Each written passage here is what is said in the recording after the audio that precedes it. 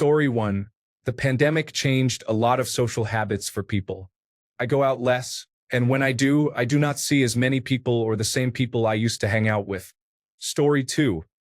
I feel like everyone is burned out and less empathetic towards each other. No one wants to have genuine conversations and just wants to escape reality. I got tired of this behavior but also sympathized with everyone, so I simply removed myself from the group. Story 3. Grief. When enough people in your life die, it really puts things into perspective. Not only does it take nearly all of your energy just to be a human, it also makes you value your time on this earth more, leaving no space for subpar relationships. Story 4. I stopped drinking alcohol just over 5 years ago. To be honest, I miss the social aspect a lot as I used alcohol as a bonding exercise with people and it worked a bloody treat, mate. Story 5. Chronic illness, depression, and burnout leading to exhaustion. Trauma related to the people closest to me betraying and abandoning me during times of need on several occasions. Quitting problematic drinking leading to a myriad of social changes. Yep. Story 6. Never actively thought about this. As you get older, you have a choice of not going to places that you don't like, or you aren't forced to talk to someone if you don't want to. When we are young, we often have to go to places such as school and playgrounds where there is a good chance of bonding.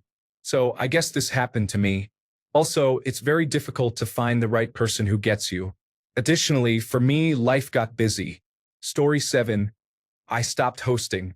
I got tired of my flat getting trashed by friends, my food being eaten without thanks, and buying the latest games for my friends to play.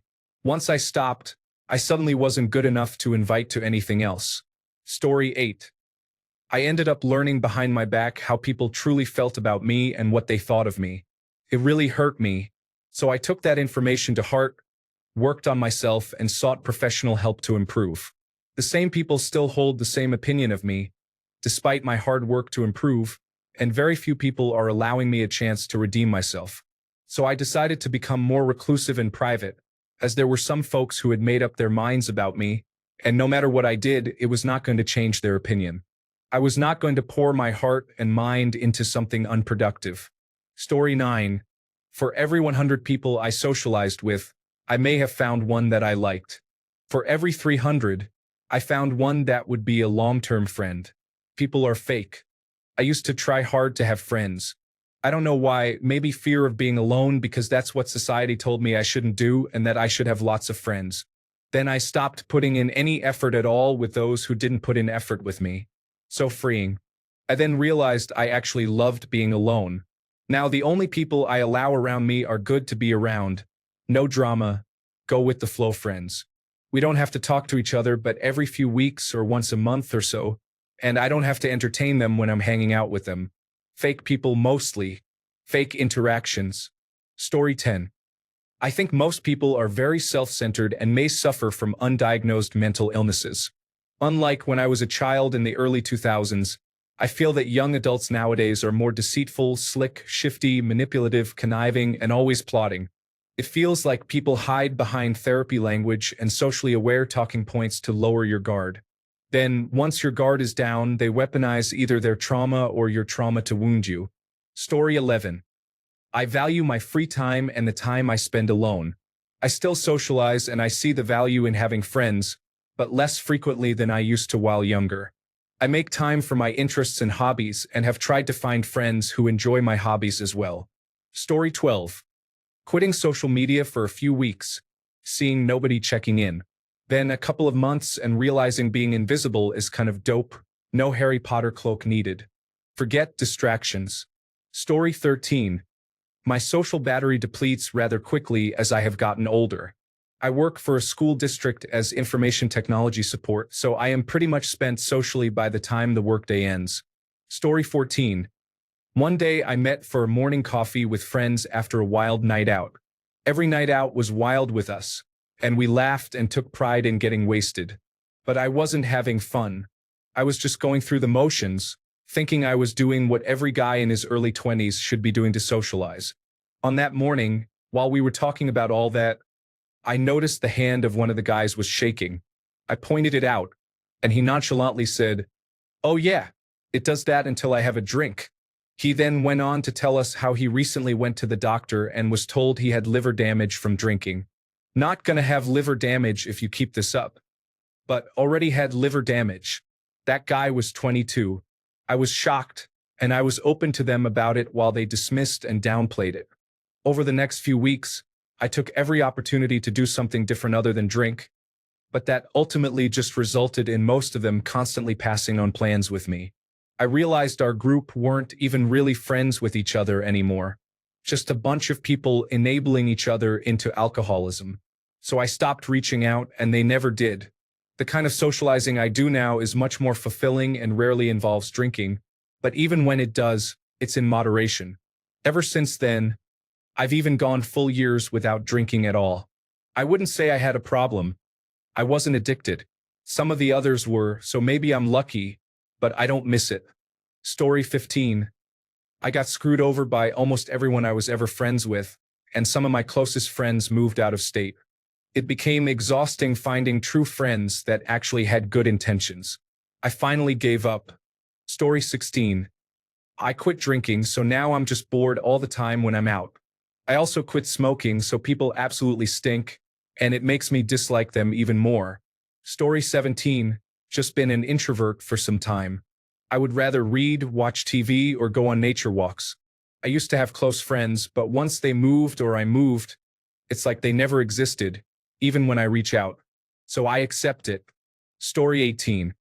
After losing both of my parents and grandparents before the age of 28, I realized that I really do not have the time in this life to spend it with people who are more of a burden than a blessing. Story 19. Dissatisfaction with old habits.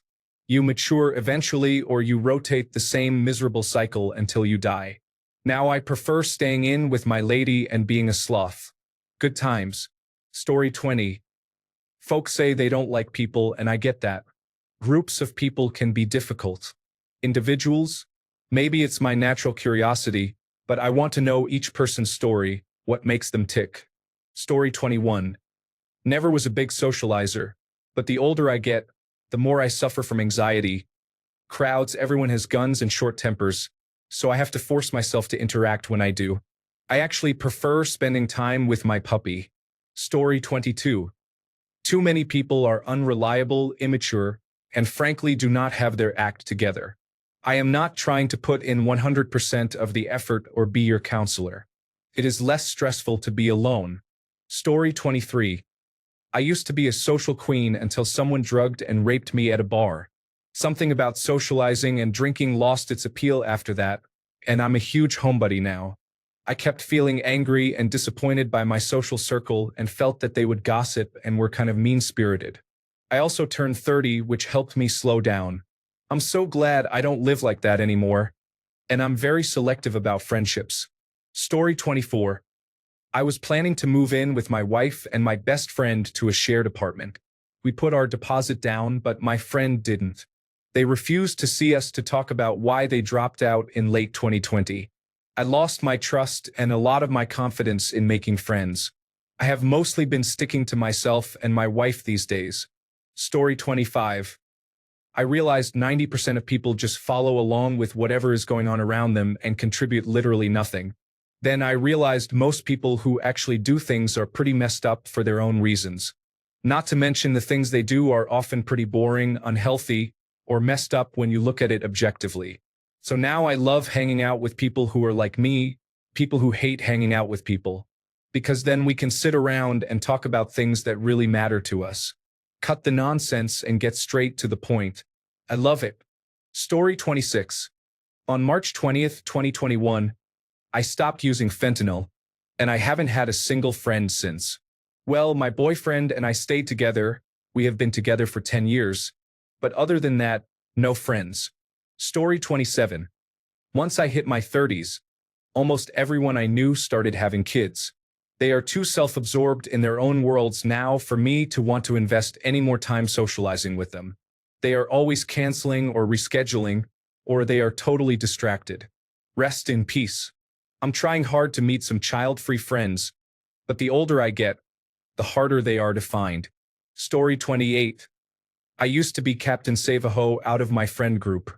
Once you give people the metaphorical shirt off your back enough times and then hear nothing but crickets whenever you need a hand yourself, it will really force you to evaluate the value of friendships. You could argue I didn't pick good friends, sure, but age and maturity have taught me this is how 99.9% of humans operate. You're only valuable to people until you're not. Story 29. Realizing that every friendship I had was a one-way street. I was always the one sending the first message. Nobody ever said Merry Christmas or Happy Birthday to me. I was always planning our get-togethers. I'm done. Story 30. I lost all my friends in 9th grade over a dumb fight. I was always shy before I met them, but they gave me the confidence to be myself. We were a group of pretty awkward people, and I think we all did that for each other. After we stopped being friends, although I tried really hard to make new friends and open up to them, I was never able to really trust people like I did with them again and didn't have a lot of opportunities to meet new people either. Now I'm out of high school, and those opportunities are even less, and I still struggle with this and want friends so badly. I want to be more social and outgoing, but again, I find it hard to be when I don't have people who I know will love me even if I make an embarrassment of myself. It's like that saying, they cheered so loud for me, I never noticed who didn't. That was them for me. I'm a really excitable and dramatic person when I feel safe enough to be, so finding that middle ground with people I don't really know, where I'm myself but not too extremely off the walls, is hard. It doesn't make it easier that I'm pretty sure I'm on the autism spectrum, and social cues are easy to miss with me. Conversations rarely get past surface level, and I'm good when I get going on a topic I enjoy, but I never really know what's right to say with people. Again, having friends really helped with that when being social with people. They gave me confidence and somebody to fall back on. Anyway, sorry for the rant. Story 31. I got assaulted on the job and people treated me like it was my fault. Good thing I already married my sweetheart, but I just stay home and play on the computer now. Story 32. My aunt passed away, and people who I thought I was close to never even acknowledged it, even when hanging out in person. I didn't cut people off, but I just learned to tone it down and literally assume people are not considerate from the start. Story 33. The pandemic made me realize I was nurturing a lot of unfulfilling friendships. I also realized I lost interest in putting effort into interactions that felt empty. Many friends moved far away because they could not afford homes in the city, and going out is too expensive now, with restaurants having a time constraint. Interactions were taking more than they were giving. If we lived close to each other, I think I would organize and make dinners for friends and just relax at home more. These are my reasons for significantly reduced social interactions now. Oh, I forgot another big factor, age. I grew older and friends are also busy with newborn kids now. Story 34. I never really did socialize, to be honest. I've always preferred solitude, even as a child, and any time spent socializing was done under duress or for the sake of circumstantial practicality. If I have to be surrounded by others at school or work, it's practical to at least be on casually polite, friendly terms, but it's all surface-level tolerance on my part. I moderately loathe most people and the drama they create. Story 35. I started to feel as if I am bothering people. I had so much love for people and a likeness to just socialize. I could talk about anything, literally, until I observed a pattern in all my relationships, particularly with women. They always seemed to not feel the need to respond to me or just talk in general. I remember one time I commented a heartfelt remark on my female friend's post, and she sent a direct message saying I should remove it, as it was ruining her post. That was the turning point for me. I have grown so reserved and antisocial since. Story 36. We went downtown to a big event for New Year's Eve last year, and it was packed. We were near the back of the crowd, and right after they dropped the ball, someone at the front of the crowd set off fireworks at people's feet. Everyone thought there was an active shooter and started running in our direction, and my girlfriend and I almost got trampled. We were hurdling over people that fell to the ground, and everyone's phone went into emergency mode for some reason. It's one of the only times where I've genuinely feared for my life. I haven't wanted to be around a large group of people since then. Story 37. I've come to the realization that as we get older, people have mostly paved their ways and formed their mental maps, so they don't care to hear my stories and thoughts, nor do I care to hear theirs with genuine interest like I used to when I was in college. Back then, we were all still figuring out the world, and each other's stories and experiences were a way to do that. Story 38. Perimenopause. I sometimes feel like I have lost a huge part of myself and been replaced with someone I don't recognize. Thankfully, hormone replacement therapy has been a huge help, but my lust for life has sadly depleted. Hopefully, it returns. Story 39. Divorce. Especially divorce from a greedy, alcoholic, drug-addicted, whoring ex-wife who had the mindset of a spoiled 16-year-old. It really crushes your perception of people and women overall. Story 40. Friends started bullying me when I was a kid, so I stopped going out of the house. Dad beat me and used slurs whenever I talked too much or said something extra, so I stopped sharing my feelings with anyone. Yes, that's all.